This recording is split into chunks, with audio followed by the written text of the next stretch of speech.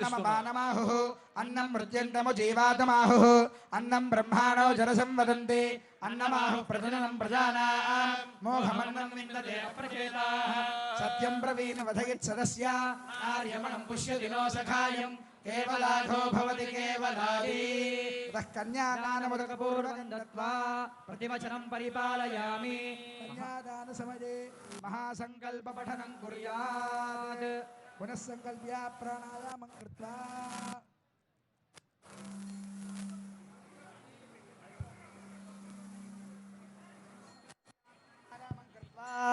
ఓం ఓం ఓం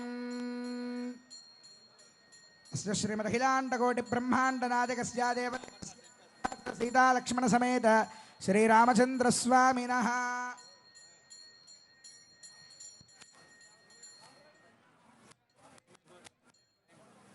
మహాసంకల్పము అని ఇప్పుడు కార్యక్రమాన్ని నిర్వహించబోతున్నారు. ఈ మహాసంకల్పము అంటే మనకు వైదిక ప్రతిజ్ఞ అని చెప్పేసి అంటారు. మనం చిన్నప్పుడు స్కూళ్ళల్లో చదువుకున్నప్పుడు భారతదేశము నా మాతృభూమి, భారతీయులందరూ నా సహోదరులు అని చెప్పి ప్రతిజ్ఞ చేసి ఉంటాము. కానీ ఇది వైదికమైనటువంటి ప్రతిజ్ఞ.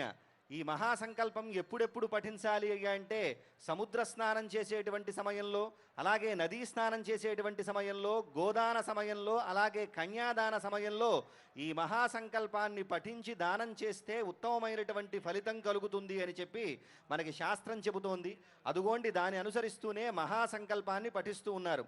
అంతేకాకుండా ఈ మహాసంకల్పంలో ఉన్నటువంటి మరొక అంతరార్థము, ఉదాహరణకి మనం తొలిసారిగా సెల్ ఫోన్ చేసిన తర్వాత గూగుల్ మ్యాప్స్లోకి వెళ్ళి ఒక్కసారి ఇలా నొక్కితే ఎక్కడైతే ఉన్నామో కరెంట్ లొకేషన్ మనకి చూపించినట్లుగా ఈ మహాసంకల్పంలో కూడా ఈ అఖిలాండమైనటువంటి ఈ భువనాలలో మనం ఏ భువనంలో ఉన్నాము, ఈ భువనం పైన ప్రవహించేటువంటి నదులెన్ని, పర్వతాలెన్ని, మొదలైనటువంటి మహర్షులు ఎంతమంది ఉన్నారు, దివ్యమైనటువంటి పురుషులు ఎంతమంది జన్మించారు, ఎన్ని శకాలు గడిచాయి, వాటి పేరులు మొదలైనటువంటి వాటి వివరమంతా కూడా తెలియజేస్తోంది ఈ మహాసంకల్పం.